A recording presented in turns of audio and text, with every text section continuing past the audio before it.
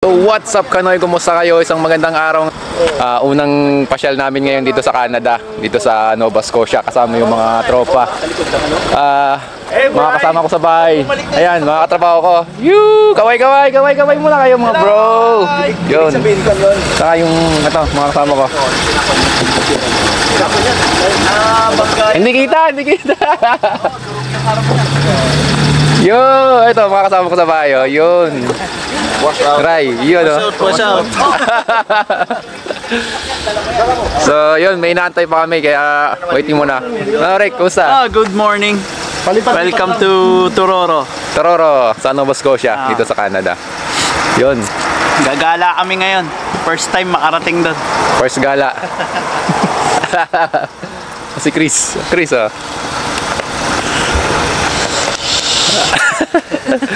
Okay, mga tropa natin oh. Ayun oh, dumating na rin oh.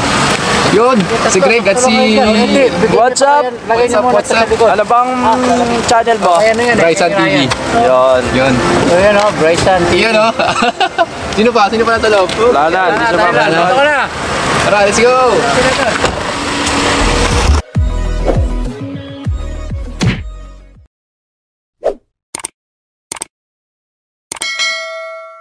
At 29 and I find myself wondering what did happen to the last 10. I ran away with my life, fast forward, never turn back again. Okay, so nandito na kami sa aming first stop sa Lunenburg dito sa Halifax. So stretching after 2 hours na biyahe. Oo, nakarating na kami sa unang destination. Bumiyay akong pabusan. At nagpo-frozen na yung yung damo-damo. So, ayun si Edgar oh. Yun. So, malamig dito sa sa Halifax. Mas malamig dito compare doon sa namin, sa area. Yun, unang gala dito sa Nova Scotia, sa Canada. Ay. Si Blue Nose. Reindeer yata to, Blue Nose. Ayari. Bakit? Kaya pala, bubog sapatos. Putik. Uy. Putik pala. So, ayan. Nagpo-frozen, no? Ito si Lunenburg. Yan. So, Lunenburg. Ayan. And Ayan o, stand. ito to. Ayan yan. May stand yan o. Yung kay Nagpo-frozen, no? Kaya pala hindi kayo sumama ha. Sarili kayo natin. Isa-isa mo na. Siyempre, kahit mainit, kahit maganda yung panahon ngayon, pero ang lamig ng ang lamig ng temperature. So negative 4 ngayon yung temperature ngayon dito, kaya kung mapapansin nyo yung mga damo doon namumuti sa sa frost, may mga frost, sobrang lamig.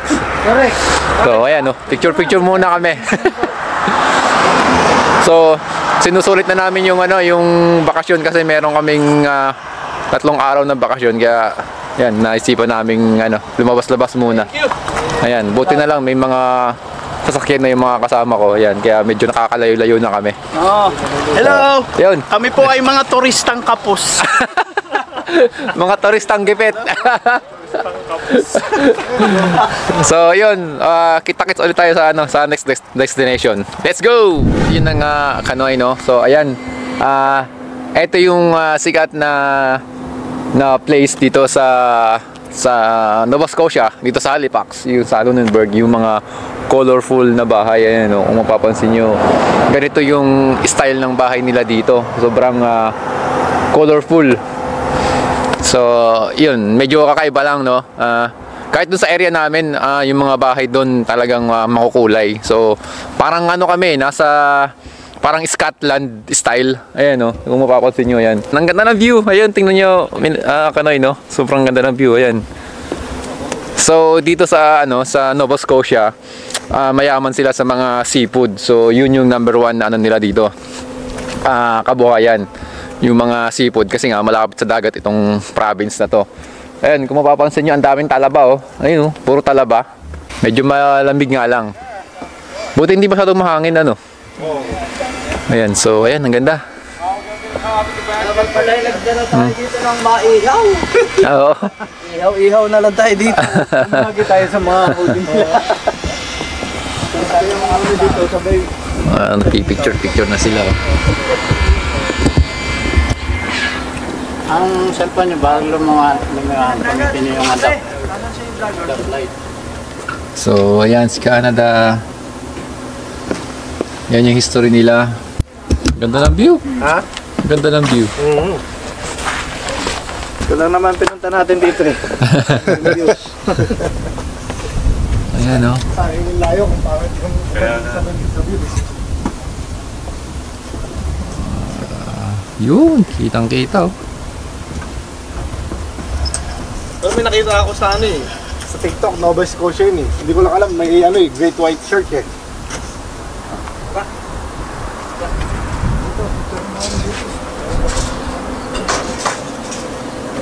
Yung dagat. Yan ay sumere. Ang profile na talaga. Tingnan nyo naman yung ginawa nila sa panghuli ng mga lobster, mga alimango. Ginawa nilang Christmas tree. Ayan o. May pailaw o. Ginawa nilang Christmas tree o. Ayan. Oh. Ang galing no? Ayan no? Grabe.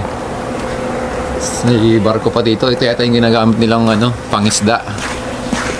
Ayun o, ang lalaki. Paiba. Oo nga, ito yung ginagamit nilang pangisda o. Ayan.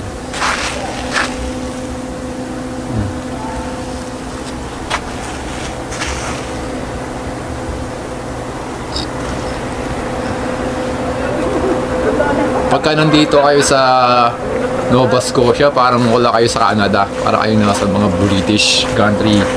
Ganyan, mga Scotland. Yan. Kasi nga, yung bahay nila, sobrang ano, ganyan, no? Colorful. Oh. Yan. So, ito yung mga kasama ko. Tara, Bray! Kakapi daw. Kakape. So, hanap muna kami ng makakapihan. Tim Horton, syempre, sa Canada. Bro, ano masabi mo? Very, very good! Very, very good. Ray, anong comment mo? Ayos na! Lamig! Oh, ano yun? Oh, very good. Very good. Chris, ano masabi mo? Very, very good. Very, very good. Pwede mong gawin sa Canada. Yun. Yun. Pamasahe lang. Anong tawag sa atin? Mga turistang kapos! Ayun, yung mga ano, mga heartthrob. Picture. Ito yun, yung fisher na yun. So, Mga namatay daw sa ano. Ito yung mga may trahedya na ganap dito dati. oh, Ito yung mga kasama sa Bangal lumubog. oh, yun pala. Yung mga, Meron pala tayo tour guide dito eh. alam niya yung history. Oh, alam pala ni Greg yung history nito eh. Eh, kasi nga, saan niya sunod geographic yung katrabaho? Ayan, Kung mapapansin nyo dito, mula 1979, ito, Dalawa yung namatay. hindi, Noong 1980. taon-taon. Oo. 80, 81. Taon-taon kumukuha ng buhay dito. Hindi matinong kausap. Nawala. Hindi, tingnan nyo dito. Madami kong bante. Bakante pa dito. Naghahanap muna ng makakain ng mga kapihan kasi nga ang lamig. Parang walang ano eh. Andun lang yung ano. Map, Google Map. Ayun yung ano. So, silip lang ako sa bandang city. Yan, sa mga street sa kabila. Oh, wow. Black Shop Books. Ayan. Grabe oh. Ayan nyo, tingnan nyo. Sobrang colorful oh. May green, ayan oh. Ayan. So, Nova Scotia Store. Ayan. Kain muna kami at medyo mahaba-haba yung biniyahe namin. Kanina alas 8 at past 10 na ngayon. Kaya medyo nakaramdam na ng gutom yung mga kasama namin. So, subway muna kami. Let's go. 29 and I find myself wondering what did happen to the last 10. I ran away with my life, fast forward, never turn back again. It's kind of funny that the more we pass time, the more we need to set the rewind. And 19 was the year I had to leave you, but now I'm seeing all the signs. Is this really happening? I can't believe it's true. I'm just as surprised as you. Is this really happening? I can't be too sure, but one day I'll be yours again.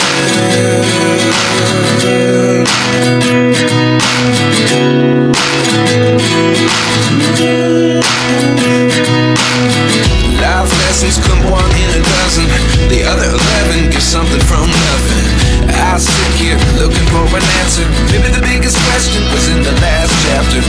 You gave me the soul I have today. Without you I never could have moved away. But now I see what you teach. I do believe I always should have stayed. Yeah. Is this really happening? I can't believe it's true. I'm just as surprised as you. But one day I'll be yours. Sulit ang biyahe namin, sulit ang tour ngayong holiday dito sa sa Halifax, at talaga namang napakaganda ng place na napuntahan namin. Sobrang peaceful. Yeah. So nakalabas kami sa gubat, pumunta naman kami sa dagat. Kasi doon sa amin, sa area namin, mapuno. Sobrang mapuno. Dito naman, madagat, mabato. Yan. So para maiwan naman. So yun lang, sana nagustuhan nyo ang video ito at naipasyal ko din kayo dito sa Canada. At kung mapunta man kayo dito sa Canada, sa part ng Nova Scotia, pasyalan nyo yung pinuntahan namin sa Peggy's Cove tsaka sa Lunenburg. Yan. So maganda, re-recommend ko sa inyo yan. Talagang napakaganda ng areang to. So yun lang, sa mga hindi pa nakapag-subscribe, subscribe na kayo. Please click the subscribe button, na talagang malaking tulong yan para marami tayong maibahagi, mai-share dito sa adventure natin dito sa Canada. Bye bye. Nasaan man kayo? Kaya nyo yan. Kaya nyo yan. Kaya nyo yan. Nga pala, dagdag information ko lang. Lahat kami dito na magkakasama. Lahat kami dito mga cross country. Lahat kami cross country. Lahat ng kasama ko dito galing sa South Korea. At ako naman yung nag-iisang galing sa Japan. So, kung kaya namin, kaya nyo rin. Okay? Kita-kita sa sunod na vlog. Adios.